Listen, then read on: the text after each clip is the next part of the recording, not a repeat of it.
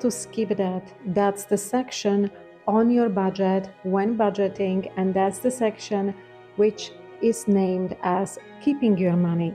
Keeping your money is the section where you actually put your money aside once you receive your monthly income. So before you go and you spend your money, you start to buy new bags, for example, or shoes. Before you go to the spending part, there is the section which is focused on keeping your money. That section is related specifically to your saving account, to your emergency account or a cash reserves account, which you keep on the side just in a case of any emergency, and then your investment. So these are the three types: savings, emergency account, and investment on your specific budget, where you actually put your money on a side, and that's the keeping section on your budget. So when budgeting at the beginning of the month, this is the section on your budget which is impossible to skip, because like this you are going to be able to keep the money on the side, not only for now but also for your future. And this is the way how you put the base for your financial independence and also for your financial well-being, because you definitely don't want to run out of money and have that financial stress around that you simply don't have enough money to pay your bills, but also just to live comfortably in life. That's why it is impossible to skip the part on your budget when you're budgeting monthly. It's impossible to skip that part which is focused on keeping your cash with you. Now try to maximize that section. So whether it's your saving account, your emergency account, or an investment account, try to maximize that as much as you can each and every month before you're gonna go and start spending money on new shoes and on your dining out. Of course, spending section is a really fun part on your budget. However, before you get to that, each and every month, it's impossible to skip that section which keeps the money with you.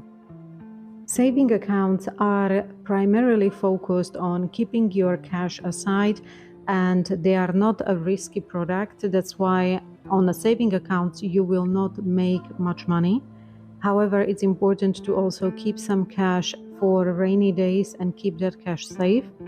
On the other hand, the emergency account is the actual account where you have money which are liquid and they are at your hand when you really need them in the case of emergency.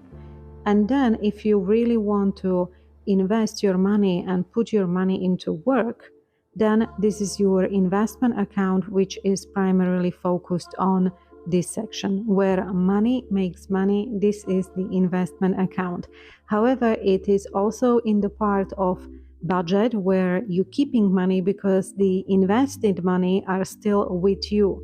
They are not going into a pocket of somebody else, which is the spending section.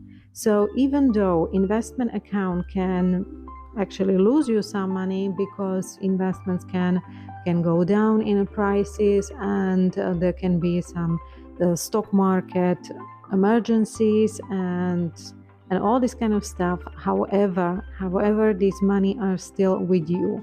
And if you set up a good investment account with even perhaps a financial advisor who's going to be helping you on investing, if you are not very familiar with investment, then you can run that investment portfolio into a nice profitable numbers.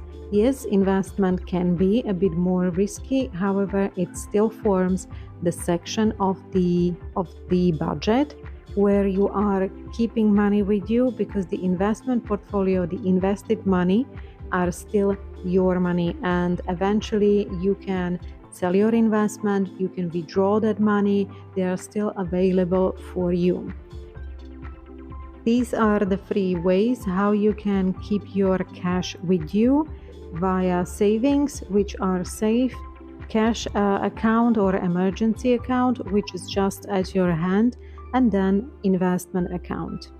So make sure that you never skip this part of your budget each and every month, when budgeting your money, and try to top up that section of keeping money on your budget as much as you can. It's impossible to skip this part on your budget. As a wise tip, where you can keep your money, apart from the three mentioned, you can also keep your money and you can buy or create a money-making asset. A money-making asset is, for example, a rental property. You can set up your side income, you can start a business, you can buy a private business, or you can provide an interest-bearing loan. These are an examples of money-making asset, and like this you can actually use your cash you make and you keep your money in the way that you are investing in a money-making asset.